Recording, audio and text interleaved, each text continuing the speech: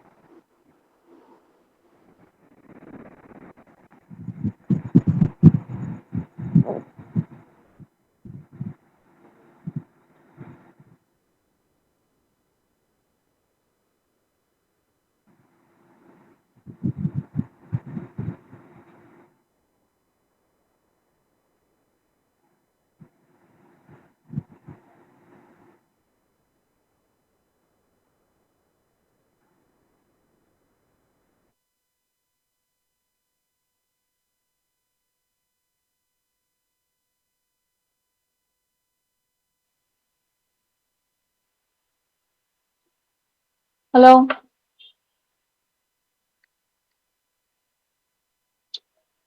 একটু রেসপন্স করবে ক্লাসে, হ্যাঁ? Okay ma'am. দেখো আজকে আচ্ছা, আমি যখন বলবো একটু রেসপন্স করবে, বাকি টাইমটা একটু মিউট করে রাখবে, কারণ সাউন্ড আসে তো প্রবলেম হয়। বেসিক্যালি আজকে আমরা নর্মালি তো ডেমো ক্লাস দিই না। এবার যখন আমাদের মনে হয় যে না, হয়তো ডাউট থাকতে পারে স্টুডেন্টদের মধ্যে, সেক্ষেত্রে পার্টিকুলার কিছু স্টুডেন্টকে আমরা একটা একটা করে ডেমো ক্লাস করাই, ঠিক আছে? তো আজকে সেরকমই আমরা একটা ডেমো করাচ্ছি। তো ফার্স্টে আমরা আজকে যেটা একটু আলোচনা করব, দেখে নেব, সেটা হচ্ছে আমাদের এই যে থার্ড সেমিস্টারের যে সিলেবাস, ঠিক আছে, ওইটা আমরা একটুখানি দেখে নিই যে কি কি আছে আমাদের।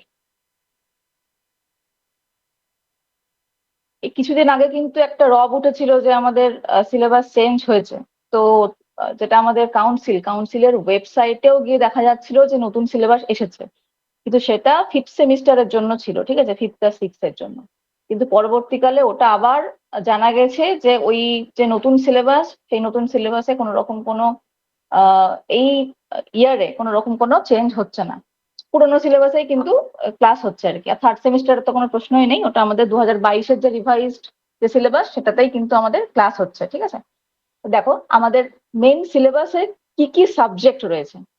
এবার আমরা যেটা করব সেটা হচ্ছে একদম প্রথমে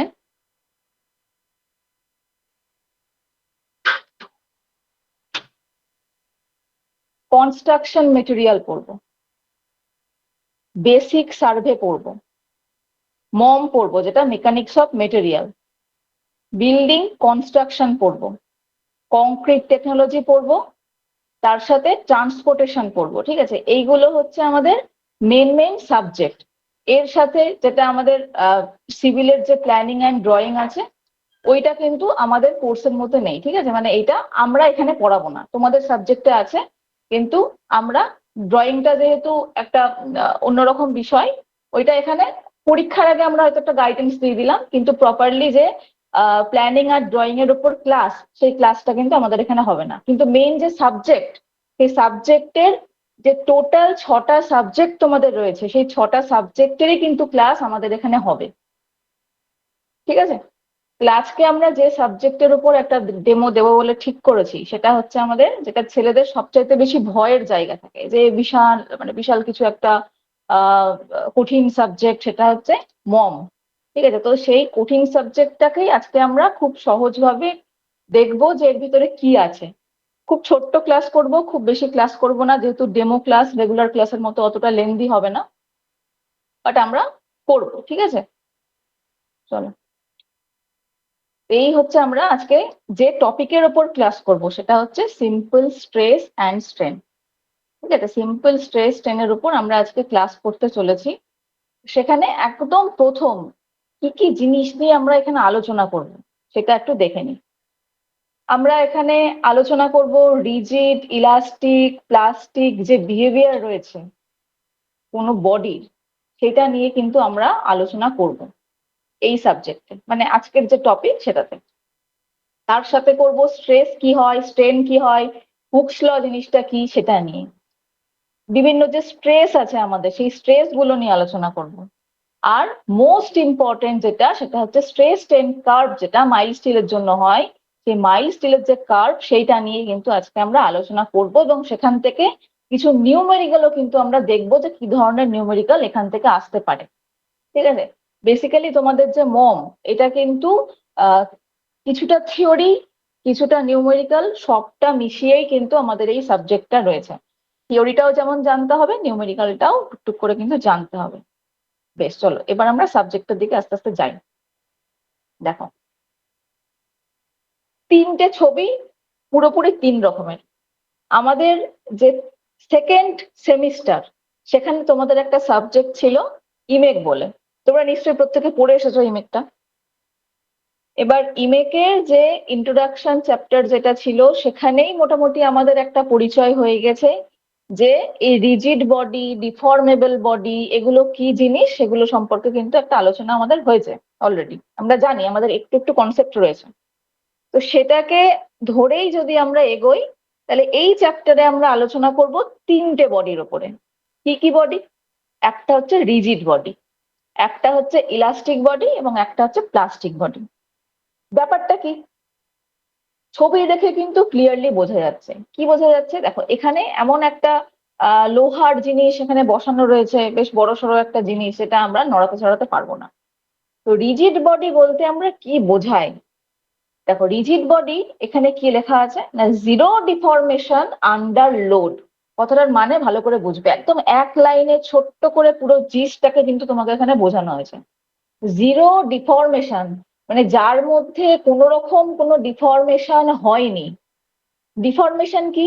ডিফরমেশন হচ্ছে আমার নর্মাল যে শেপ সাইজ, তার পরিবর্তন না হওয়া, মানে আনচেঞ্জ হয়ে যাওয়া, আমার কোনো রকম কোনো পরিবর্তন হচ্ছে না, সেটা হচ্ছে জিরো ডিফরমেশন। তাহলে জিরো ডিফরমেশন আন্ডার লোড, আমাকে যদি বাইরে থেকে লোড দেওয়া হয়, আমাকে চাপ দেওয়া হচ্ছে, কোনো একটা জিনিসকে আমি যদি চাপ দিই, তার কি হয়ে যাওয়ার কথা? তার বেঁকে যাওয়ার কথা, ভেঙে যাওয়ার কথা, ছুটে যাওয়ার কথা, এরকম হওয়ার কথা। কিন্তু যদি এমন কোনো বডি থাকে, যে বডিটাকে আমি বাইরে থেকে লোড দিচ্ছি, কিন্তু সেই বডিটার কোনো রকম কোনো পরিবর্তন হচ্ছে না, তখন সেই যে বডিটা, সেই বডিটাকে আমরা কি বলতে পারি? রিজিড বডি বলতে পারি। এবার এই যে রিজিড বডি, এটা কিন্তু পুরোপুরি একটা থিওরিটিক্যাল কনসেপ্ট। এটা কিন্তু বাস্তবে এই পৃথিবীতে রিজিড বলে কোনো কিছু হয় না। ঠিক আছে, রিজিড বলে বাস্তবে কোনো কিছু হয় না। তার কারণ কি? কোনো একটা বস্তু রিজিড হবে নাকি রিজিড হবে না, এটা কার উপর ডিপেন্ড করছে? যে লোডটা আমি অ্যাপ্লাই করছি তার পরিমাণের উপর নির্ভর করছে, তাই না? এবার ধরো, তুমি একটা মানুষ, হুম, তুমি গিয়ে এখন কি করছো, একটা মিস্ত্রি কি করেছে, একটা গাঁথনি তুলেছে। ঠিক আছে, একটা দেয়ালের গাঁথনি তুলেছে, যেটা কাঁচা গাঁথনি, মানে আজকেই তুলেছে, সকাল সকাল সদ্য। এবার তুমি কি করেছো, তুমি গিয়ে একটা ধাক্কা মারলে, দেখলে পুরো পাঁচিরটা অর্ধেক ভেঙে পড়ে গেল। ঠিক আছে, তাহলে এই যে পাঁচিরটা ছিল, এটা কি রিজিড ছিল?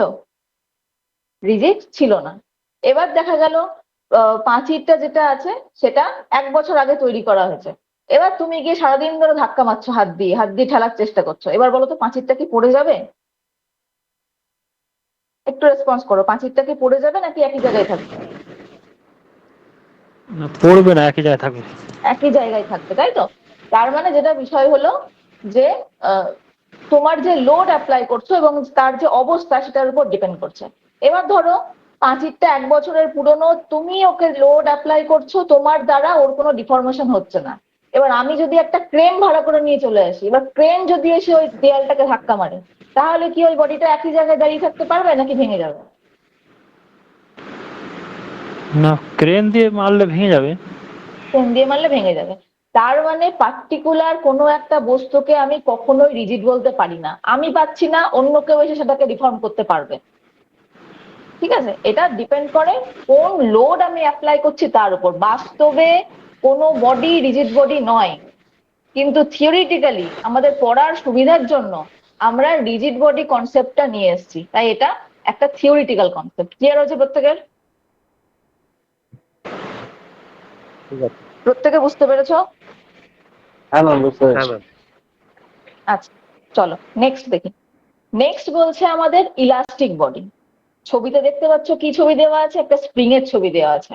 এবার স্প্রিং আমরা ছোটবেলা থেকে প্রত্যেকে দেখেছি। কি করতাম? পেনের মধ্যে একটা স্প্রিং থাকতো শীষের মধ্যে, সেইটাকে বের করতাম, করে আমরা খেলা করার চেষ্টা করতাম, বড় করতাম, ছোট করতাম, এরকম করতাম। তো প্রত্যেকের কনসেপ্ট আছে। কি দেখতাম না, স্প্রিংটাকে টানছি, স্প্রিংটা বড় হচ্ছে, তারপর যেই আমি ওটাকে ছেড়ে দিচ্ছি, ওটা আবার আগের জায়গায় ফিরে চলে আসছে। তাহলে ইলাস্টিক বডি বিষয়টা কি? ইলাস্টিক বডিতে কি বলছে? রিগেন অরিজিনাল শেপ আপন আনলোডিং। মানে কি হলো?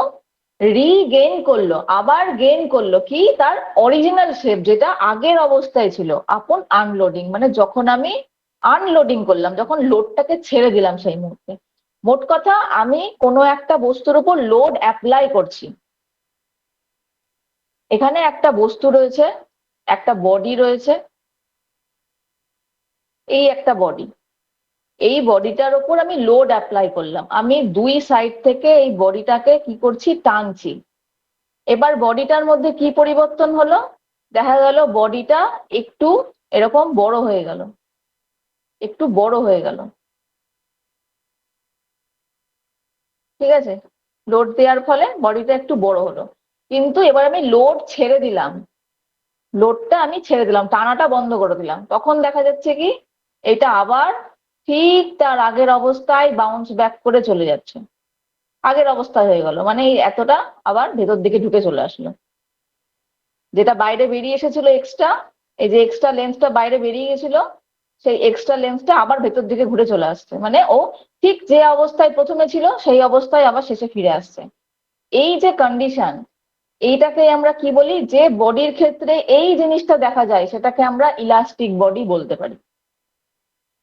তাহলে কি, একটা বডি আমি লোড অ্যাপ্লাই করলাম, বডিটা ডিফরমেশন হলো, মানে শেপের চেঞ্জ হলো, আমি লোড তুলে নিলাম, বডিটা আবার আগের অবস্থায় ফিরে আসলো। এই যে ঘটনা, যে বডির মধ্যে এই প্রপার্টি দেখা যায় সেই বডিকে আমরা কি বলবো? ইলাস্টিক বডি বলবো। কার কার হয় ইলাস্টিক? আমরা নর্মালি স্টিলকে দেখে বুঝতে পারি না, আমাদের চোখে দেখে রিজিড মনে হলো, বাস্তবে স্টিল কিন্তু ইলাস্টিক। স্টিলকে যদি আমরা আমরা হাত দিয়ে তো টানতে পারবো না, কোনো মেশিনারির সাহায্যে যদি আমরা টানি এবং একটা সার্টেন লিমিট পর্যন্ত বৃদ্ধি পায়, তারপর যদি আমরা ছেড়ে দিই লোডটা, স্টিলটা আবার আগের অবস্থায় ফেরত আসবে। রাবার, এই জিনিসগুলো কিন্তু সব ইলাস্টিক বডি। আর ফাইনালি হচ্ছে প্লাস্টিক বডি। প্লাস্টিক বডির কনসেপ্ট কি? এই দুটোর থেকে একটু আলাদা। ম্যাম, এবার বলো। বলছি ইলাস্টিক বডি ওটাও তো আপনার লোডের উপর ডিপেন্ড করবে না? ওটা যদি আবার যতটা প্রয়োজন হয় তার বেশি যদি লোড দেওয়া হয় তাহলে ইলাস্টিক হ্যাঁ বডিটা হ্যাঁ, আবার একদম একদম একদম একদম। ইলাস্টিসিটিটাও একটা নির্দিষ্ট লোড পর্যন্তই ডিপেন্ড করবে। সেই লোডের থেকে বেশি যখন আমি লোড দিয়ে দেবো, তখন সেই বডির মধ্যে কিন্তু চেঞ্জ আসবে। কি চেঞ্জ আসবে? সেই ইলাস্টিক বডিটা আবার প্লাস্টিক বডিতে কনভার্ট হয়ে যাবে। ওটাই এখন দেখবো প্লাস্টিক বডির মধ্যে কি হচ্ছে। প্লাস্টিক বডিতে কি হচ্ছে, যে একটা সার্টেন লিমিট পর্যন্ত ওকে লোড মানে আমি দিচ্ছি, ঠিক আছে, লোড দিচ্ছি, কিন্তু সে লোডটা আনলোডিং হয়ে যাওয়ার পর তার আর আগের অবস্থায় ফেরত আসতে পারছে না। মানে তার শেপটাই চেঞ্জ হয়ে যাচ্ছে। ঠিক আছে, যেমন ধরো এখানে এই ছবিটা দেওয়া আছে, এখানে একটা কোনো একটা ক্লে পার্টিকেল ছিল, ধরো এটা একটা ক্লে পার্টিকেল। এই ক্লে পার্টিকেলটায় আমি উপর থেকে লোড অ্যাপ্লাই করেছি, উপর থেকে লোড দিয়েছি, এখানে উপর থেকে লোড দিয়েছি। তাহলে উপর থেকে লোড দেওয়ার জন্য কি হয়েছে? উপর থেকে লোড দেওয়ার জন্য এই বডিটার ভেতরটা দেখো ভেতর দিকে ঢুকে গেছে, এই উপরের পোর্শনটা ভেতর দিকে ঢুকে গেছে। এবার আমি যদি আনলোডিং করে দিই, মানে এই লোডটা যদি আর না দিই, তাহলে কি আবার এটা আগের অবস্থায় ফেরত আসতে পারবে? পারবে না। অলরেডি এর মধ্যে ক্র্যাক জেনারেট করেছে, ভেতর দিকটা ডিপ্রেশন হয়ে ভেতরে ঢুকে গেছে, এরকম হয়েছে। তাহলে কি হচ্ছে, ও আর আগের অবস্থায় ফেরত আসতে পারছে না, মানে ওর মধ্যে কি হচ্ছে, পার্মানেন্ট ডিফরমেশন হচ্ছে। ক্লিয়ার হলো জিনিসটা? পার্মানেন্ট ডিফরমেশন, যেটা আমরা ইলাস্টিক বডি বলছিলাম। ইলাস্টিক বডির ক্ষেত্রেও, যেটা একটু আগে তোমাদের মধ্যে কেউ একজন বললে যে একটা বডি আছে, তাকে আমি একটা নির্দিষ্ট লোড পর্যন্ত দেখা যাচ্ছে তার মধ্যে ইলাস্টিসিটি আছে। একদম ঠিক, একটা নির্দিষ্ট লোড পর্যন্তই তার মধ্যে ইলাস্টিসিটি থাকবে, কিন্তু সেই লিমিটটা ক্রস করে যাওয়ার পর তার মধ্যে কিন্তু প্লাস্টিক বডির একটা জিনিস আমরা দেখতে পাবো, একটা প্রপার্টি আমরা দেখতে পাবো। তখন কি হবে, জিনিসটা বড় হয়ে যাবে, কিন্তু সে আর বাউন্স ব্যাক করে আগের অবস্থায় আসতে পারবে না। সেই যে প্রপার্টি, যার জন্য সেই বডিটা আর আগের অবস্থায় ফেরত আসতে পারলো না, তার যে অরিজিনাল শেপ সেটা গেইন করতে পারলো না, একটা পার্মানেন্ট ডিফরমেশনের দিকে গেল, সেই প্রপার্টি, মানে সেই প্রপার্টি যে বডির মধ্যে থাকবে, সেই বডিকেই আমরা কি বলবো, প্লাস্টিক বডি বলবো। ক্লিয়ার হয়েছে? কার কার হতে পারে, ক্লে হতে পারে, লেড হতে পারে, ঠিক আছে, এইগুলোর মধ্যে হতে পারে। তাহলে তিনটে বডি সম্পর্কে আমাদের ক্লিয়ার হয়েছে। হ্যাঁ ম্যাম, হয়েছে। আচ্ছা,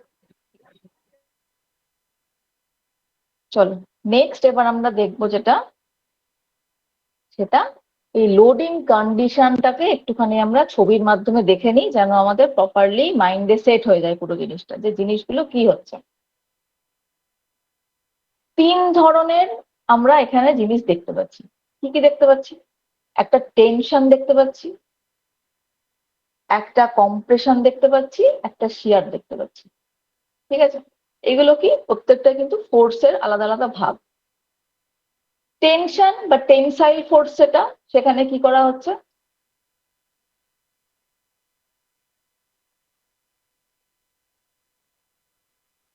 এই একটা বডি ছিল, এই বডিটা প্রথম অবস্থায় দেখা গেল এখানে এই সরু যে জায়গাটা দেখতে পাচ্ছ সেটা ছিল না। ঠিক আছে, এই সরু জায়গাটা ছিল না, একটা আর পাঁচটা বডির মতনই ছিল, মানে প্লেন, এরকম একদম সিলিন্ড্রিক্যাল একখানা সেকশনের মতনই ছিল।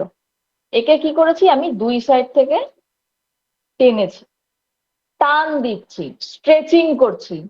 যখনই টানছি তার মানে কি হচ্ছে, এই দিকের পোর্শন এইদিকে আসতে চাইছে, এই দিকের পোর্শন এইদিকে আসতে চাইছে। তাহলে মাঝখান থেকে কি হচ্ছে, বডিটা একদম সরু হয়ে গিয়ে একটা নেকিং জোন তৈরি করছে, এবং আস্তে আস্তে সেখানে কিন্তু একটা ব্রেকিং জায়গা কিন্তু তৈরি হচ্ছে, একটা ব্রেক করে যাওয়ার প্রবণতা তৈরি হচ্ছে। তাহলে যে ফোর্স কি করছে, টানলে পরে ইলংগেশন হচ্ছে, ঠিক আছে, লেন্থের বৃদ্ধি হচ্ছে বা ডাইমেনশনের বৃদ্ধি হচ্ছে, তখন সেটাকে আমরা কি বলবো, টেনসাইল ফোর্স আমরা বলতে পারি, বা টেনশন জেনারেট হয়েছে আমরা এই কথাটা বলতে পারি। কম্প্রেশন হচ্ছে ঠিক তার অপোজিট। এতক্ষণ পর্যন্ত টানছিলাম, এবার কি করব, এবার আমি ঠেলা শুরু করেছি, এবার ঠেলছি, এই দিকে ঠেলছি, ভেতরের দিকে দুটোকে চাপ দিচ্ছি দুই সাইড দিয়ে। যখনই চাপ দিব তখন কি হবে, দুই সাইড তো একই আছে, মাঝখানটা দেখো ফুলে উপর দিকে উঠে পড়েছে। ঠিক আছে, দুই সাইড ফুলে উঠে গেছে, মানে এই মালটা ছোট হচ্ছে, যেটা নর্মাল লেন্থ ছিল সেই লেন্থের ডিক্রিজ হচ্ছে, ছোট হয়ে যাচ্ছে। তখন সেটা হচ্ছে আমাদের কাছে কম্প্রেশন। ঠিক আছে, কম্প্রেশন, স্কুইজিং যেটা, কম্প্রেস করা হচ্ছে, ছোট করে দেওয়া হচ্ছে। আর লাস্ট হচ্ছে আমাদের শিয়ার ফোর্স। শিয়ারটা কখন হয় না, স্লাইডিং এর ক্ষেত্রে হয়, স্লাইড করা, একটার উপর দিয়ে আর একটা ট্যানজেনশিয়ালি ফোর্স অ্যাপ্লাই করে সরে যাওয়া। কিভাবে হচ্ছে, এখানে দেখা যাচ্ছে যে এখানে একটা স্টিলের প্লেট রয়েছে, নিচে দেখো একটা স্টিলের প্লেট রয়েছে, তার উপরে আর একটা স্টিলের প্লেট রিভেটিং করা আছে, রিভেট দিয়ে আটকানো আছে, এটা দেখো উপর দিয়ে রিভেট, আর এই নিচের যে বডিটা এটাও নিচ দিয়ে রিভেট করা আছে। এবার যদি তুমি দুই সাইড থেকে টানতে শুরু করো, উপরের পোর্শনটা এদিক থেকে টানছো, নিচের পোর্শনটা এদিক থেকে টানছো, তাহলে কি ঘটনাটা ঘটবে, ফার্স্ট এইখান থেকে ছিঁড়ে বেরিয়ে আসার চেষ্টা করবে, মানে এই বডিটা এইদিকে চলে যাবে উপরেরটা, আর নিচেরটা কি করবে, এই যে নাট বোল্ট আছে সেইখান থেকে ছিঁড়ে বাইরের দিকে বেরিয়ে আসার চেষ্টা করবে। তাই তো, এটাই ঘটনা ঘটবে। তার মানে আলটিমেটলি কি হচ্ছে, আলটিমেটলি কিন্তু একটা স্লাইড জেনারেট করছে, মানে একটা স্লাইডের উপর দিয়ে যাচ্ছে জিনিসটা, একটা প্যারালাল ফোর্স আমরা দেখতে পাচ্ছি, প্যারালালি কাজ করছে জিনিসটা। এইটা এইটা দেখো প্যারালাল, আর এইগুলোর ক্ষেত্রে কি হচ্ছিল, পারপেন্ডিকুলার, এই একটা এই একটা এই একটা এই একটা, ঠিক আছে, পারপেন্ডিকুলার। তাহলে টেনশন আর কম্প্রেশন হচ্ছে, হ্যাঁ বলো। বলছিলাম ভিডিও দেখতে পাচ্ছি না, এটা কি নেটওয়ার্ক প্রবলেম হচ্ছে নাকি? নেটের প্রবলেম হচ্ছে তাহলে। ভিডিও কি দেখা যাচ্ছে প্রত্যেকের? কিছু দেখতে পাচ্ছি না। তো আমাদের তো দেখা যাচ্ছে। দেখা যাচ্ছে। হ্যাঁ দেখা যাচ্ছে, আমিও দেখতে পাচ্ছি যে দেখা যাচ্ছে। আচ্ছা, নেটওয়ার্ক প্রবলেম। তাহলে শিয়ার, শিয়ার যেটা হচ্ছে, শিয়ারটা হচ্ছে তোমাদের যেটা প্যারালালি অ্যাক্ট করে, ঠিক আছে, প্যারালালি অ্যাক্ট করছে। তাহলে এই এই স্লাইডটা বোঝা গেছে প্রত্যেকের, টেনশন কম্প্রেশন শিয়ার সম্পর্কে একটা ক্লিয়ার ধারণা প্রত্যেকের হয়েছে তো? হ্যাঁ হয়েছে ম্যাম। ঠিক আছে, দেখো কোথাও যদি বুঝতে অসুবিধা হয় আমাকে কিন্তু বলবে, ওকে? কোথাও বুঝতে অসুবিধা হলে আমাকে বলবে। এবার এই স্লাইডটা দেখে মনে হচ্ছে বিশাল কিছু একটা হয়ে গেছে, খুব কঠিন, কিছু বুঝতে পারবো না এরকম মনে হচ্ছে। বেসিক্যালি জিনিসটা খুব সহজ। এখানে একটা নিউমেরিক্যাল জিনিস আমরা একটুখানি দেখবো এখান থেকে, তার আগে দুটো জিনিস বুঝতে হবে। এক হচ্ছে দুটো শব্দ, কি? একটা হচ্ছে স্ট্রেস আর একটা হচ্ছে স্ট্রেন, যেটা নিয়ে আমাদের এই চ্যাপ্টারটা, আমরা কিন্তু মেন জায়গায় চলে এসেছি, স্ট্রেস আর স্ট্রেন আজকের যে টপিক। তাহলে স্ট্রেস কি আর স্ট্রেন কি, তোমাদের মধ্যে কেউ বলো যে তোমরা স্ট্রেস বলতে কি বোঝো?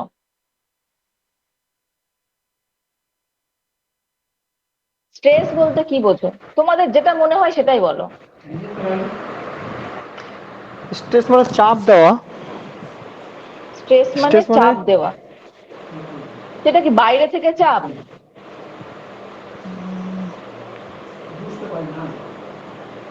কি মনে হয়, তোমার যেটা মনে হয় সেটাই বলো। তুমি যে বলো যে খুব আমার আমার স্ট্রেস হচ্ছে, এই যে তোমার স্ট্রেস হয় জিনিসটা তুমি বলো, এই স্ট্রেসটা তোমার কি বাইরে থেকে প্রেশার আসছে সেটা, না না কোনটাকে না, বলো? অভ্যন্তরীণ অভ্যন্তরীণ চাপ। অভ্যন্তরীণ চাপ, তাই তো? আচ্ছা বেশ, তাহলে এবার ভালো করে তুমি বোঝো যে ধরো তুমি একজন জব ক্যান্ডিডেট, ঠিক আছে, তুমি সারা মাস ধরে পড়াশোনা করোনি, তুমি তারপর গেছো পরীক্ষা দিতে। এবার যেই মুহূর্তে তোমার রুটিন বেড়ালো পরীক্ষার, যেই সময় পরীক্ষা হবে, তার মানে কি হলো, একটা এক্সট্রা হেডেক তোমার মাথায় চলে এলো যে আমার কাজের মধ্যেও আমাকে পড়াশোনাটা করতে হবে, কারণ আগামী এক সপ্তাহের মধ্যে আমার পরীক্ষা হতে চলেছে। তাহলে বাইরে থেকে কোনো একটা সাবস্টেন্স কিছু একটা আছে, যার জন্য, যার ফলে প্রভাবিত হয়ে তোমার মধ্যে কি তৈরি হচ্ছে, একটা স্ট্রেস জেনারেট হচ্ছে। যে কি, আরে বাবা বাইরে থেকে পরীক্ষাটা এলো, মানে একটা লোড আসলো তোমার উপরে, যে লোডটাকে তুমি রেজিস্ট করতে পারছো না বা রেজিস্ট করতে চাইছো, যে পরীক্ষাটা না হলেই ভালো হতো, পরীক্ষাটা চলে এলো, আমার তাহলে মাথা খারাপ হয়ে যাচ্ছে এখন। তাহলে পরীক্ষাটা বাইরে থেকে এলো জন্য ভেতর থেকে তোমার একটা স্ট্রেস তুমি অনুভব করছো, যে আমার তাহলে স্ট্রেস হচ্ছে। তাহলে জিনিসটা কি, বাইরে থেকে যখন কোনো লোড কোনো বডির উপরে পড়ে এবং সেই লোডটাকে রেজিস্ট করার জন্য যখন ইকুয়াল আর অপোজিট কোনো একটা লোড আমাদের ইন্টারনাল বডি সে দেয়, তখনই সেটাকে আমরা কি বলবো, স্ট্রেস বলবো। কোনো একটা বডির ক্ষেত্রে,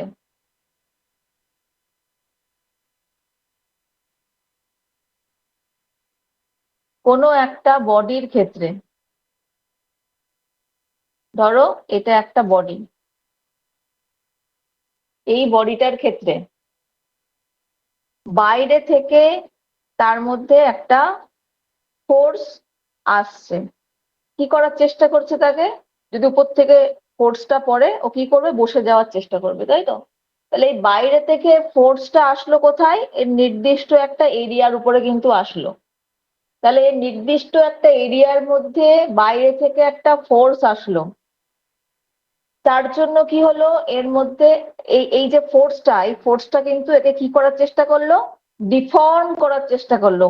এর যে প্রপার শেপ আছে সেই শেপটাকে চেঞ্জ করে দেওয়ার চেষ্টা করলো। তার জন্য যাতে ও চেঞ্জ না হয়, আমরা সবসময় চাই কি একই জায়গায় থাকতে, যে কোনো বডিও ঠিক একই রকম ভাবে কাজ করে, সে চাই আমি স্থির হয়ে থাকবো। এবার যখন বাইরে থেকে লোড এলো, সেই মুহূর্তে কি হবে, ওকে পাল্টে ফেলার চেষ্টা করছে, ও শেপটাকে চেঞ্জ করে দেওয়ার চেষ্টা করছে, তখন এই বডিটা internally equal and opposite reaction কিন্তু দেবে, যেটার ভ্যালু অলসো পি। ঠিক আছে, বাইরে থেকে যদি পি ফোর্স আসে, ভেতর থেকেও পি ফোর্স দিয়ে ওকে রেজিস্ট করার চেষ্টা করবে। কতটা এরিয়ার উপরে? আপ টু এ এরিয়ার উপরে, একটা নির্দিষ্ট এরিয়ার উপরে তো আসছিল, একটা নির্দিষ্ট এরিয়ার উপরে লোড আসছিল বাইরে থেকে, সেই এক্সটার্নাল লোডকে রেজিস্ট করার জন্য আমাদের শরীর সেই একই এরিয়ার উপর equal and opposite reaction force দেবে। সেই রিয়াকশন ফোর্সটা পার ইউনিট এরিয়াতে আমরা কি বলবো? স্ট্রেস বলবো। আলটিমেটলি জিনিসটা কি? পি বাই এ, মানে একটা ইউনিট এরিয়াতে যে পরিমাণ ইন্টারনাল স্ট্রেস, যে পরিমাণ ইন্টারনাল ফোর্স জেনারেট করছে, সেটাকে আমরা কি বলবো? স্ট্রেস বলবো। তাহলে এই বাইরে থেকে যে পিটা আসলো, এটা কি তাহলে স্ট্রেস নয়? তাই না? তাহলে এটা কি? বাইরে থেকে যেটা আসছে, ভেতর থেকে যেটা আসছে, সেটাকে আমরা কি বলছি? স্ট্রেস বলছি। তাহলে বাইরের যে পিটা আছে, এই পিটাকে আমরা কি নামে ডাকি? জানো কেউ বলতে পারবে?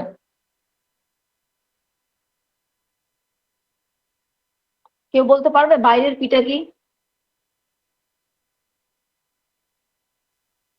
পারবে না? পারবে কি? একজন মাইক খুলেছো, বলো বলো। এটা ম্যাম পাওয়ার হবে না? হুম, বলো। পাওয়ার। না না, পাওয়ার না, পাওয়ার না। এটাকে আমরা প্রেসার বলবো। প্রেসার, এটা প্রেসার। যেটা এক্সটার্নালি আসছে যে লোড, সেটা হচ্ছে প্রেসার। আর এই প্রেসারটাকে রেজিস্ট করার জন্য ইন্টারনালি যে ফোর্সটা আসছে, সেটা হচ্ছে আমাদের স্ট্রেস। এখানেও দেখো আমার স্লাইডের মধ্যে তাই ছিল। কি ছিল? এই দেখো, স্ট্রেসকে আমরা ডিনোট করি সিগমা দিয়ে। এই চিহ্নটাকে সিগমা বলা হয়, ঠিক আছে? এটা হচ্ছে সিগমা। এই সিগমা ইকুয়াল টু কি? P by A. P by A, এটা হচ্ছে সিগমা। তাহলে এটা ইউনিট কি? তাহলে ফোর্সের ইউনিট হচ্ছে নিউটন, এবং সেটা পার ইউনিট এরিয়াতে হচ্ছে, এরিয়া হচ্ছে মিলিমিটার স্কোয়ার। তাই এটার ইউনিট হচ্ছে নিউটন পার মিলিমিটার স্কোয়ার, যেটাকে আবার আমরা কি বলি? এমপিও বলে থাকি। যেটাই নিউটন পার মিলিমিটার স্কোয়ার, সেটাই হচ্ছে এমপিএ। ঠিক আছে, চলো এবার আসি স্ট্রেনে। তাহলে স্ট্রেস ক্লিয়ার হচ্ছে প্রত্যেকের? স্ট্রেস নিয়ে কোনো সমস্যা নেই? না ম্যাম, ঠিক আছে। ঠিক আছে, এবার স্ট্রেন। তাহলে স্ট্রেনের বিষয়টা কি হলো? স্ট্রেন কি বলছে? এটাকে আমরা কি বলি? ইপসাইলন বলি। হ্যাঁ, এই চিহ্নটাকে কি বলি? ইপসাইলন। ইপসাইলন। আর এটা হচ্ছে আমাদের ডেল। অ্যাকচুয়ালি এটা ডেল্টা, সেটাকে আমরা শর্টে কি বলি? ডেল বলি। এটা বলবো del L. Del L by L. ঠিক আছে, delta equal to del L, sorry delta তো না, epsilon. Epsilon equal to del L by L. তাহলে এই জিনিসটা কি একটুখানি ছবির মাধ্যমে দেখি। ধরো এখানে একটা ছাদ আছে, কোনো একটা ছাদ। এই ছাদ থেকে একটা রিং করা আছে, দিয়ে এখানে একটা বডি ঝুলছে, একটা বডি ঝুলছে।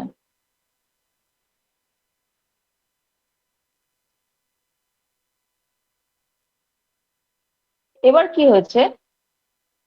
আমি কি করেছি? এইখানে নিচে একটা বড় ওয়েট চাপিয়ে দিয়েছি। ঠিক আছে, একটা বড় ওয়েট চাপিয়ে দিয়েছি। এবারে বড় ওয়েটটা চাপিয়ে দেওয়ার জন্য কি হয়েছে? এই যে বডিটা, উপরেরটাকে কনসিডার করার দরকার নাই, এটাকে কনসিডার করবে না, এই বডিটাকে কনসিডার করো। এই বডিটাকে নিয়ে আমরা কাজ করছি। এই বডিটার লেন্থ যেটা আগে ছিল, অরিজিনাল যেটা লেন্থ ওর, সেটা হচ্ছে এল। ঠিক আছে, এটা হচ্ছে এল।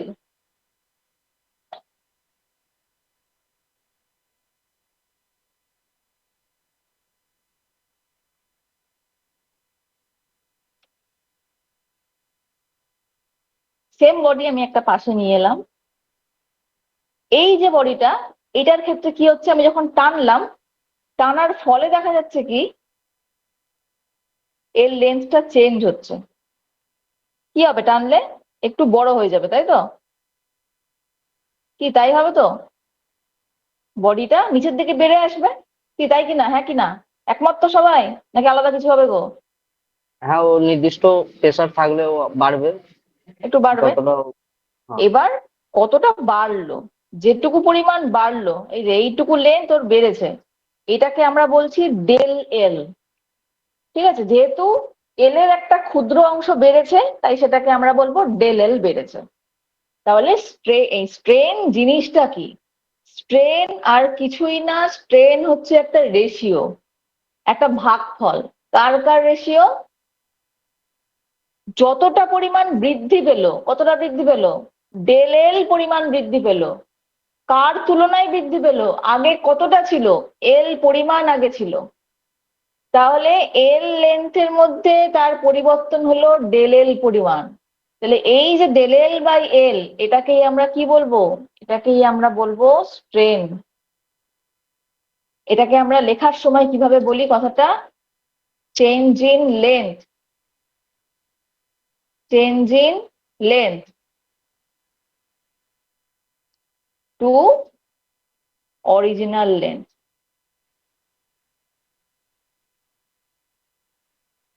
ঠিক আছে, change in length to original length, মানে change in length by original length, দুটোর যে ভাগফল সেটাকেই আমরা স্ট্রেন বলবো। স্যার ম্যাম হ্যাঁ বলো। বলছি স্ট্রেন হচ্ছে না বলেই কি, স্ট্রেস হচ্ছে না বলেই কি এটা স্ট্রেন হচ্ছে? না, এটা একটা মিসকনসেপ্ট অনেকের মধ্যে থাকে যে আগে হুম, স্ট্রেস হয় পরে স্ট্রেন হয়। এটা ভুল কথা। আগে স্ট্রেন হয়, স্ট্রেন হয় জন্যই স্ট্রেস জেনারেট করে। এইটা খুব ভালো কোয়েশ্চেন, এটা কিন্তু তোমাদের ডিপ্লোমা এই কোয়েশ্চেনটা দেয়, মানে প্রায় প্রায় বছরেই কিন্তু এই কোয়েশ্চেনটা আসে যে স্ট্রেস আগে হয় নাকি স্ট্রেন আগে হয়। এটা সবসময় মনে রাখবে, আগে স্ট্রেন আসে। আমি একটু আগে ছবিটা কি বলছিলাম, যে একটা বডি আছে, এই যে বডিটা আমি এঁকেছিলাম, এই হুম, বডিটাই যখন বাইরে থেকে লোডটা পড়েছিল, হুম, লোডটা পড়েছিল জন্য কি হচ্ছিল, লোডটা এই বডিটাকে ডিফর্ম করার চেষ্টা করছিল। তার তাই না, ডিফর্ম করছিল মানে কি, তার মধ্যে স্ট্রেন আসছিল। হুম। ও বলছে কি আমি নিজেকে বদলাতে দেব না, ও স্ট্রেনটা আসতে দেব না জন্যই কিন্তু ওর ভেতর থেকে স্ট্রেসটা জেনারেট করলো। ঠিক আছে, তার মানে আগে ওর মধ্যে স্ট্রেন আসলো, আগে ওকে কেউ বদলানোর চেষ্টা করলো, তবে গিয়ে ও সেটাকে রেজিস্ট করার চেষ্টা করছে। মানে আগে আমার মধ্যে স্ট্রেন আসছে, তবে আমি স্ট্রেস দিয়ে সেটাকে আটকানোর চেষ্টা করছি, আমার ডিফরমেশনটাকে আটকানোর চেষ্টা করছি। ক্লিয়ার হয়েছে প্রত্যেকের? হ্যাঁ ম্যাম। একদম পরিষ্কার? কারো কোনো সন্দেহ নাই কোনো কিছুতে? কোনো সমস্যা নাই? না। এই কোশ্চেনটা পরীক্ষায় আসে এবং এটা কিন্তু ইন্টারভিউ এর কোশ্চেন। তোমরা তো প্রাইভেটে কোথাও কাজ কাম করছো, এর পরবর্তীতে যখন তোমরা পড়াশোনা করে নিয়ে হায়ার স্টাডিজ এর পর যখন কোনো ভালো জায়গায়, কোনো কোম্পানিতে হোক বা কোনো সরকারি জায়গায় হোক, তোমরা যখন যাবে ইন্টারভিউতে, তখন কিন্তু এই ধরনের কোশ্চেন তোমাদের সম্মুখীন হতে হবে। ঠিক আছে, এই এই ছোট ছোট যে কনসেপ্ট গুলো, এগুলো কিন্তু একদম বেসিক কনসেপ্ট, এগুলো এগুলো কিন্তু জানাটা খুব প্রয়োজন। ঠিক আছে, প্রত্যেকের ক্ষেত্রে কিন্তু জানা প্রয়োজন।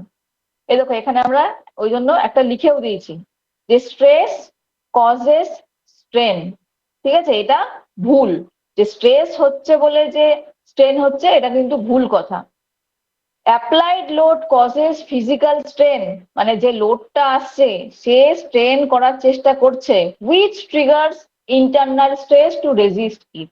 মানে এটার জন্যই ইন্টারনালি কি হচ্ছে, আমরা স্ট্রেসটা জেনারেট করছি যাতে করে ডিফরমেশনটা আমাদের মধ্যে না হয়। ঠিক আছে, জিনিসটা পরিষ্কার বোঝা গেছে?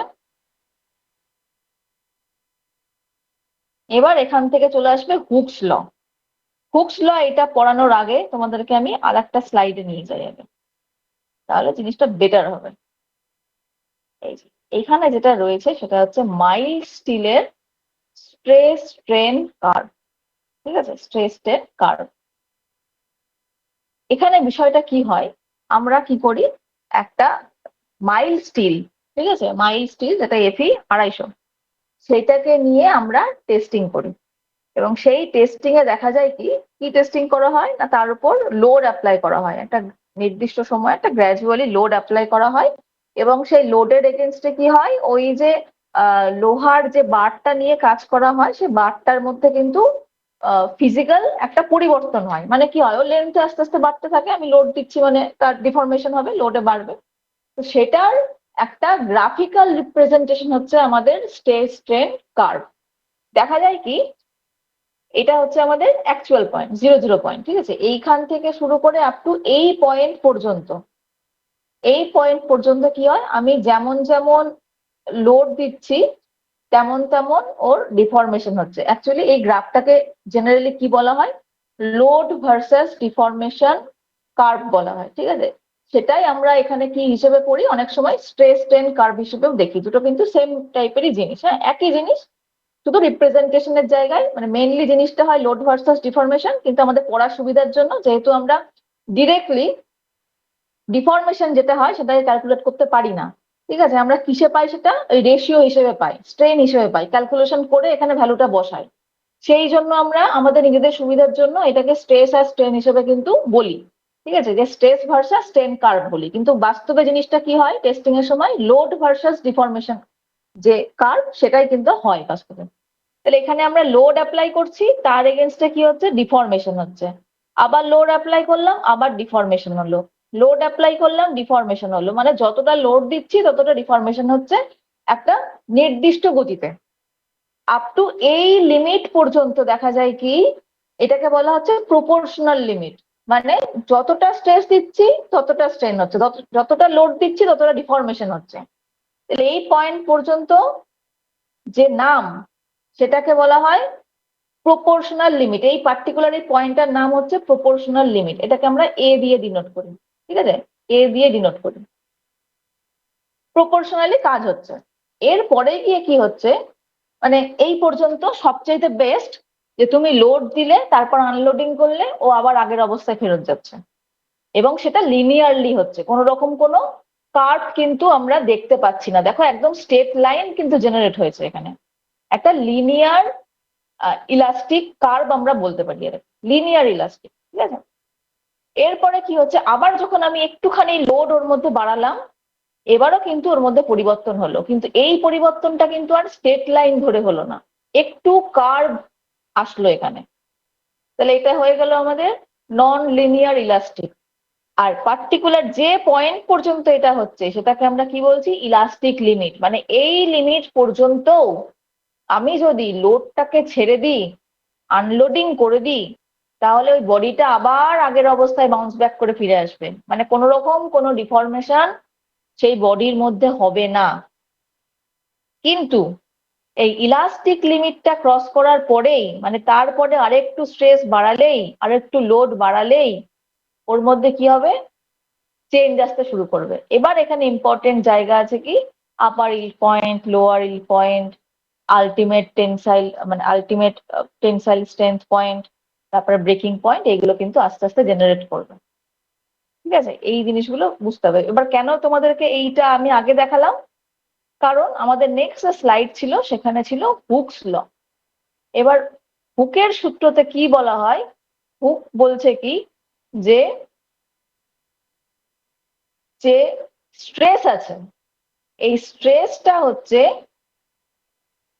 স্ট্রেনের সঙ্গে প্রপোর্শনাল। কত দূর পর্যন্ত? আপ টু ইলাস্টিক লিমিট, বা প্রপারলি বলতে গেলে কি বলা হয়েছে? Within elastic limit stress is proportional to strain. ঠিক আছে, কি বললাম হুকস লতে? Within elastic limit, within elastic limit stress is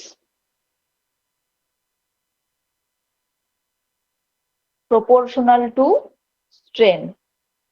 ঠিক আছে, মানে ইলাস্টিক লিমিটের মধ্যে স্ট্রেস স্ট্রেনের সঙ্গে প্রপোর্শনাল, মানে যেমন যেমন স্ট্রেস বাড়বে তেমন তেমন স্ট্রেন বাড়বে। এইটা হচ্ছে আমাদের হুকসের ল। তাহলে এই জায়গাটুকু ক্লিয়ার হয়েছে? হুকসের ল কি ক্লিয়ার হলো? হুক কি বলে গেছিল সেটা কি ক্লিয়ার হলো? এবার দেখো এখান থেকে আমরা একটা জায়গায় আসি। তাহলে হুক কি বলছে? যে উইদিন ইলাস্টিক লিমিট স্ট্রেস মানে সিগমা প্রপোর্শনাল টু, এটা হচ্ছে প্রপোর্শনাল, প্রপোর্শনাল টু কি? স্ট্রেন মানে ইপসাইলন। এবার যখন এরকম প্রপোর্শনাল চিহ্ন বা ইনফাইনাইট চিহ্ন থাকবে, তখন এইটাকে ইকুয়াল টু তে কনভার্ট করতে গেলে কি হয়? স্ট্রেস ইকুয়াল টু, যখন এই প্রপোর্শনালটাকে আমরা ইকুয়াল টু তে কনভার্ট করব, তখন আমাদেরকে এখানে একটা কনস্ট্যান্ট ধরে নিতে হয়। এটাকে ইকুয়াল টু তে কনভার্ট করতে গেলে এখানে কনস্ট্যান্ট ধরতে হয়। সেই কনস্ট্যান্টটা আমরা এখানে কি ধরি? ই ধরি। ঠিক আছে, সেটাকে কনস্ট্যান্টটাকে আমরা ই বলি। তাহলে লিখতে পারি সিগমা ইকুয়াল টু ই ইন্টু ইপসাইলন, এটা লিখতে পারি। আবার ঘুরিয়ে এটাও লিখতে পারি, যদি আমরা ইপসাইলনকে এই সিগমার নিচে নিয়ে চলে আসি, তাহলে কি লিখতে পারি? E equal to sigma by epsilon. Clear হয়েছে এই জায়গাটা? দেখো নিউমেরিক্যাল জায়গা ক্লিয়ার হয়েছে, এইটুকু বুঝতে পেরেছো? আমাকে এটা বলো আগে। যেখানে ইটা কি, এটা হচ্ছে বুঝতে কনস্ট্যান্ট। পেরেছি ম্যাম, বুঝতে পেরেছি ম্যাম। এখানে বলছি যে আপনার সিগমা আপনার প্রপোর্শনাল টু এপসাইলন যদি হয়, আমরা হুম, কনস্ট্যান্টটা কেন ধরি? মানে আপনার প্রপোর্শনাল মানেই তো সমানুপাতিক, সমানই হয়। তো হ্যাঁ সেক্ষেত্রে সমানুপাতিক আমরা তো। ইকুয়াল এবার টু করে দিচ্ছি নিউমেরিক্যাল, আমরা কনস্ট্যান্ট। হুম। হ্যাঁ এবার দেখো সমানুপাতিক কেন ধরি, মানে কেন এখানে আমরা কনস্ট্যান্টটাকে নিয়ে আসি। ধরো তুমি স্ট্রেসের ভ্যালু 2 ধরতে পারো, সেখানে স্ট্রেনের ভ্যালু 2 হবে। আবার স্ট্রেসের ভ্যালু তুমি 5ও ধরতে পারো, স্ট্রেনের ভ্যালু 5 হবে। এইভাবে বাড়তে থাকবে, এর কোনো লিমিট হয় না। ঠিক আছে, যে কারণে কি করা হয়, এদের দুজনের মধ্যে একটা সম্পর্ক বোঝানোর জন্য এদেরকে তো কোনোভাবে প্রকাশ করতে হবে। সেই প্রকাশ হুম। করার জন্য আমাদেরকে মাঝখানে একটা কনস্ট্যান্ট আনতে হয়, নাহলে তো তুমি এদেরকে রেশিওতে আনতেই পারবে না, তাই না? হুম। হুম। একটা নির্দিষ্ট রেশিওতে আনতেই পারবে না যে কত ইস্টু কত। তোমাকে তো বলার জন্য একটা নিউমেরিক্যালি কিছু একটা দরকার যেটা ইকুয়াল টু তুমি এটা বলতে পারছো। হ্যাঁ, হ্যাঁ। দুজনেই সমান প্যারালালি চলছে, এটাও বাড়ছে ওটাও বাড়ছে, তাহলে তুমি এদের রেশিওটা বোঝাবে কি করে? তোমাকে নিউমেরিক্যালি এমন কোনো একটা জিনিস দেখাতে হবে যার জন্য তুমি ওদেরকে এক্সপ্রেস করতে পারো।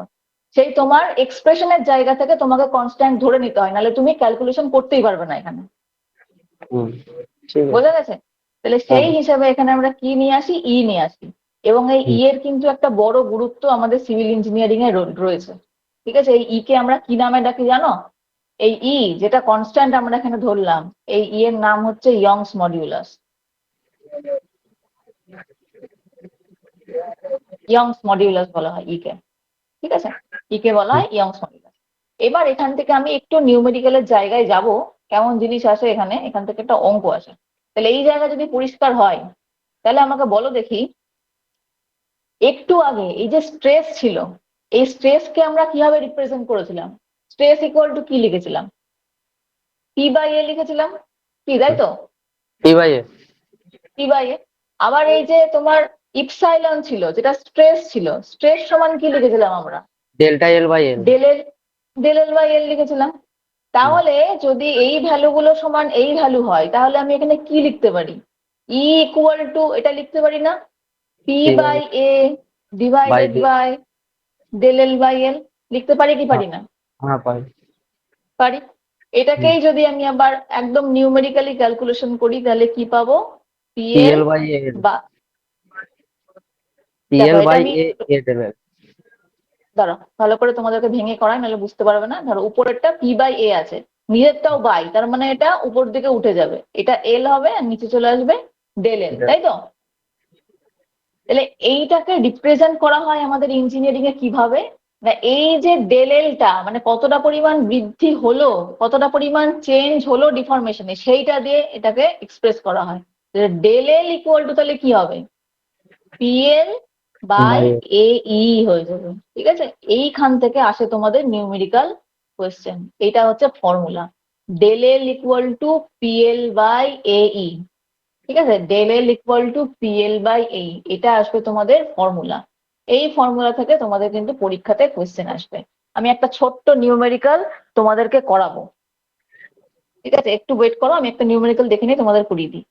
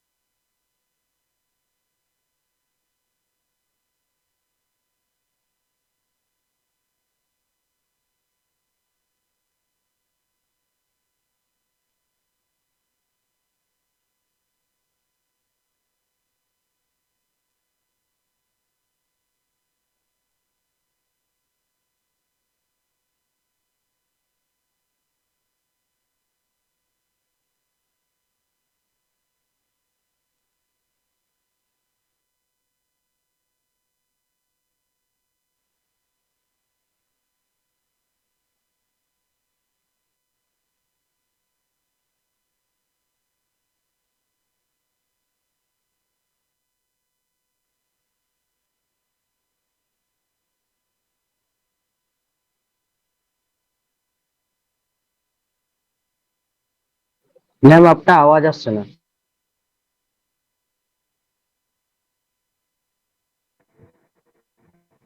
সরি সরি সরি সরি আমি তো ভিডিও সরি, দেখতে পাচ্ছি না, আর আমি আমার কেটে মিউট আবার হয়ে গেছে।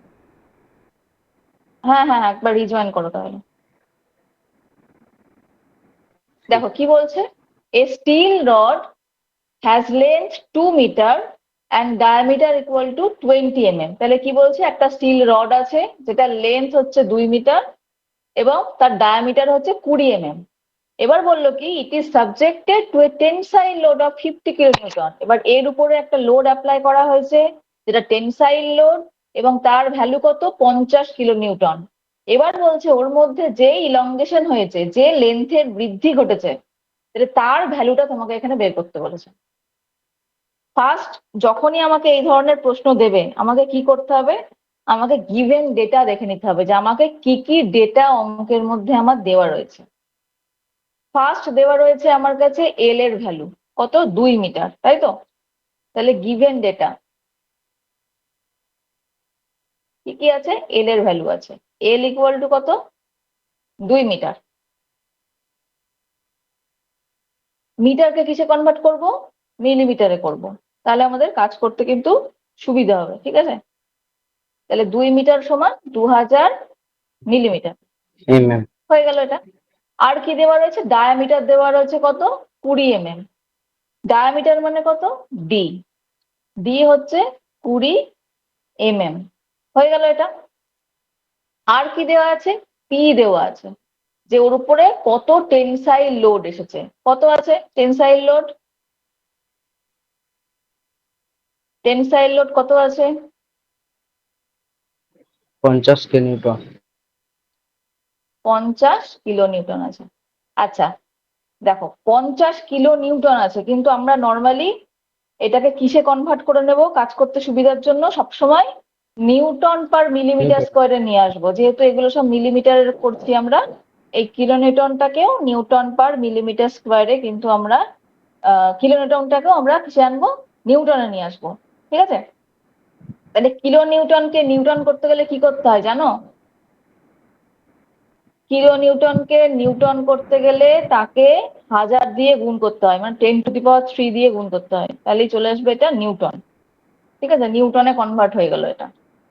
এবার দেখো আমরা কি জেনেছিলাম, এখানে কিন্তু কোনো রকম কোনো এর ভ্যালু দেওয়া নেই, ঠিক আছে? এর ভ্যালু কিন্তু দেওয়া নেই। এর ভ্যালু দেওয়া না থাকলে আমাকে কিন্তু সবসময় স্টিলের যে ভ্যালুটা সেটা কিন্তু মনে রাখতে হবে। স্টিলের জন্য এর ভ্যালু কত হয় এটা ভালো করে একদম মাথার মধ্যে গেঁথে রাখবে, পরীক্ষার সময় দিতেও পারে নাও দিতে পারে।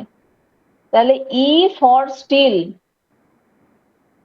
ইয়ংস মডিউলাস স্টিলের জন্য কত হয়, 2 × 10⁵ MPa বা নিউটন পার মিলিমিটার স্কোয়ার, একই জিনিস, ঠিক আছে? এই ভ্যালুটা মনে করে রাখবে, এটা হচ্ছে ই এর ভ্যালু কার জন্য, স্টিলের জন্য। তাহলে আমি এখানে লিখতে পারি যে ই ইকুয়াল টু কত, 2 × 10⁵ নিউটন পার মিলিমিটার স্কোয়ার। আমি একটা সূত্র জেনেছিলাম, কি সূত্র জেনেছিলাম না, ডেল এল ইকুয়াল টু PL/এই, তাই তো? এই সূত্র তো জানি। আমাকে বের করতে বলেছে কি, আমাকে বের করতে বলেছে ফাইন্ড দ্য ইলংগেশন, মানে ওর মধ্যে কতটা বৃদ্ধি হয়েছে আমাকে সেটাই বের করতে বলেছে, মানে ডেল এলটাই বের করতে বলেছে। ডেটা আছে আমার কাছে কি কি, পি এর ভ্যালু কি আমি জানি, হ্যাঁ পি এর ভ্যালু আমি জানি, এল এর ভ্যালু জানি, এল এর ভ্যালু জানি, ই এর ভ্যালু জানি, ই এর ভ্যালু জানি। জানি না কার ভ্যালু, এর মধ্যে একমাত্র এ এর ভ্যালুটা দেখো আমার এই গিভেন ডেটার মধ্যে কোথাও এ এর ভ্যালু নাই। তার মানে আমাকে কি করতে হবে, যেভাবেই হোক এই এ এর ভ্যালু আমার লাগবে। তাহলে এ মানে কি, এ মানে হচ্ছে আমার কাছে এরিয়া, ঠিক আছে? এ মানে হচ্ছে আমার কাছে এরিয়া। তাহলে আমাকে বলো, এখানে আমরা কাজ করছি কাকে নিয়ে, একটা লোহার রডকে নিয়ে কাজ করছি, লোহার রডকে নিয়ে কাজ করছি। এ হচ্ছে আরো স্পেসিফিক্যালি বলতে গেলে ক্রস সেকশনাল এরিয়া, একটা যদি লোহার রড থাকে, এই একটা লোহার রড আছে, একে যদি তুমি ক্রস সেকশনে কাটো, এইভাবে কাটো, তাহলে কি দেখতে পাবা? কোনটুকু দেখতে পাবা? শুধুমাত্র এই সামনেরটুকু দেখতে পাবা, তাই না? কেমন দেখবো? একটা সেন্টার দেখতে পাবো, এরকম একটা সার্কেল দেখতে পাবো, কি তাই তো? সার্কেল দেখতে পাবো তো রডকে কাটলে? কি গো, রডকে দেখলে সার্কেল হ্যাঁ দেখতে পাবো তো নাকি? হ্যাঁ হ্যাঁ সার্কেল দেখতে পাবো, সার্কেল দেখতে পাবো। তাহলে একটা সার্কেলের এরিয়ার ফর্মুলা কি হয়? একটা বৃত্ত, বৃত্তের সূত্র কি? পাই আর ক্ষেত্রফলের স্কোয়ার। পাই আর স্কোয়ার পড়েছিলাম, তাই তো?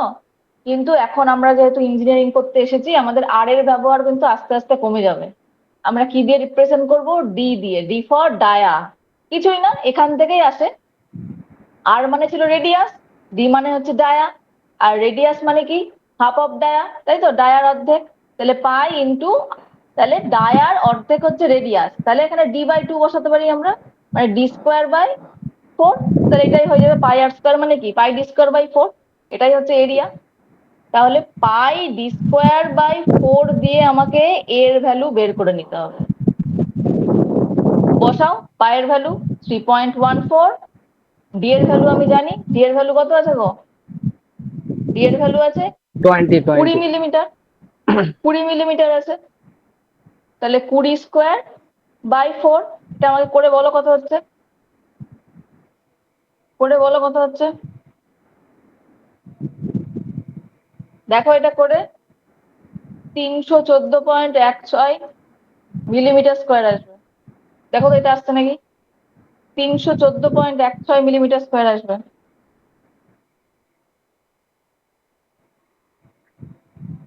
এসেছে?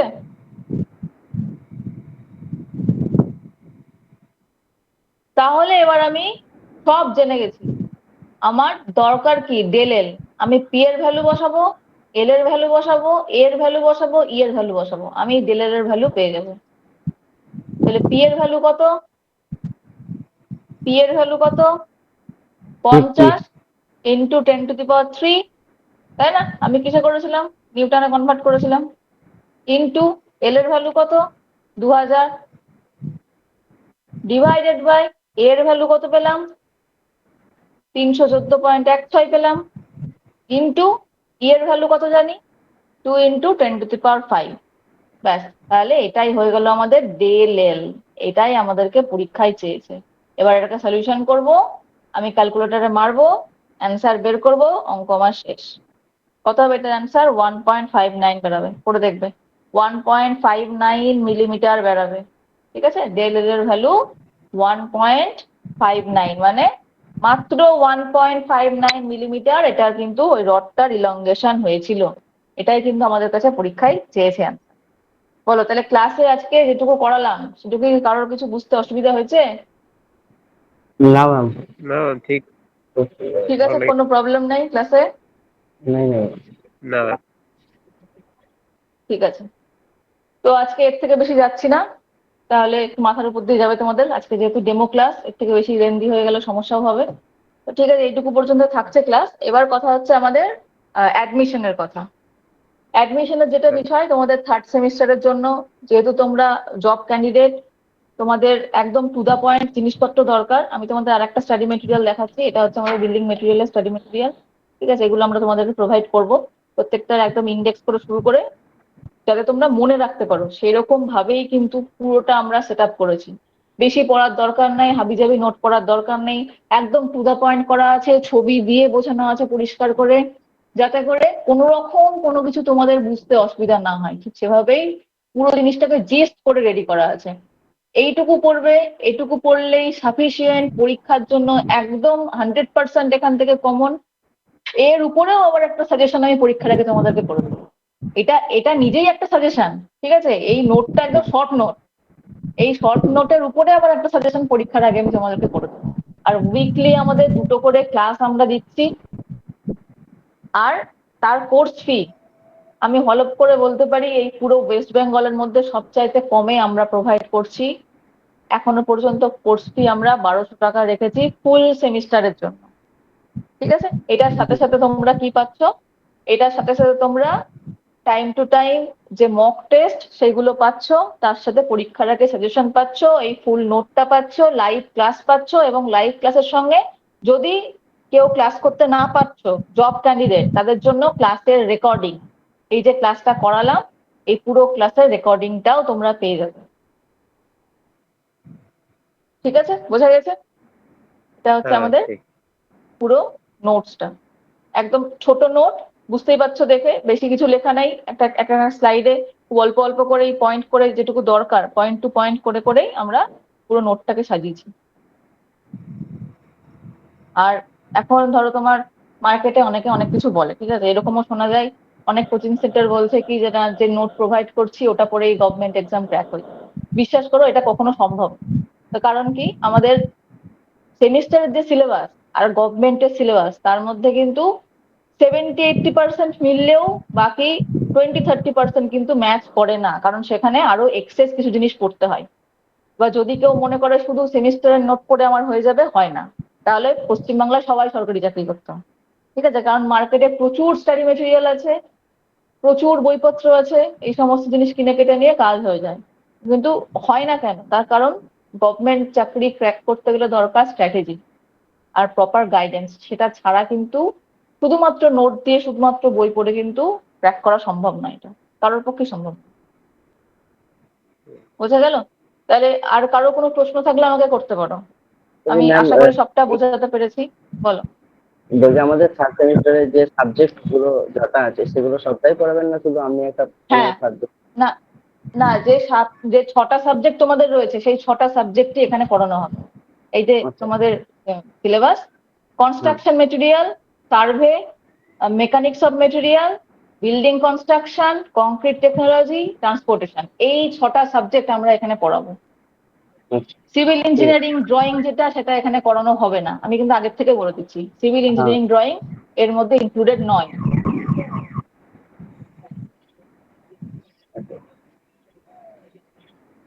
বলো তোমাদের ক্লাস কেমন লাগলো বলো। খুব ভালো হয়েছে ম্যাম। ঠিক, ভালো কিছু না, ভালো হয়েছে। ঠিক আছে, তাহলে তোমরা আজকে অনেকে ক্লাস করলে, এবার যদি মনে হয় বন্ধুদের সাথে শেয়ার করবে তাহলে ইমিডিয়েট তোমরা বন্ধুদের সাথে কথাবার্তা বলে ক্লাসে জয়েন হয়ে যেতে পারো। তোমাদেরকে তো আমি জানিয়েও দিয়েছি কি করতে হবে, নিজের নাম লিখবে, ভালো।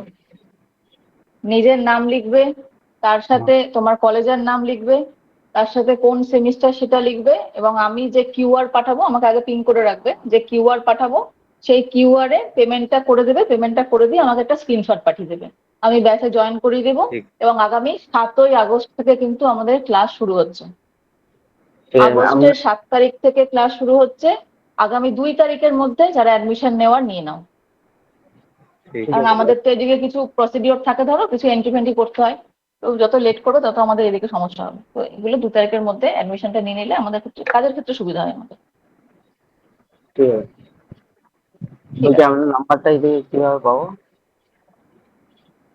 হ্যালো। আমার নাম্বারটা, আচ্ছা একটা কাজ করছি শোনো, তোমাদের যে বন্ধু আছে আমি একটা গ্রুপে অ্যাড করে দিচ্ছি, ঠিক আছে, ওই গ্রুপের মধ্যে তোমরা যে কজন ইন্টারেস্টেড আছো তোমরা আসো গ্রুপে, আমি গ্রুপের মধ্যে তোমার ডিটেলসটা দিয়ে দিচ্ছি। ঠিক আছে, ঠিক আছে। ওকে ওকে, ঠিক আছে, চলো তাহলে ঠিক বেরিয়ে আছে, গেলাম থ্যাংক আমি। ইউ। হ্যাঁ ম্যাম। হ্যাঁ। ঠিক আছে।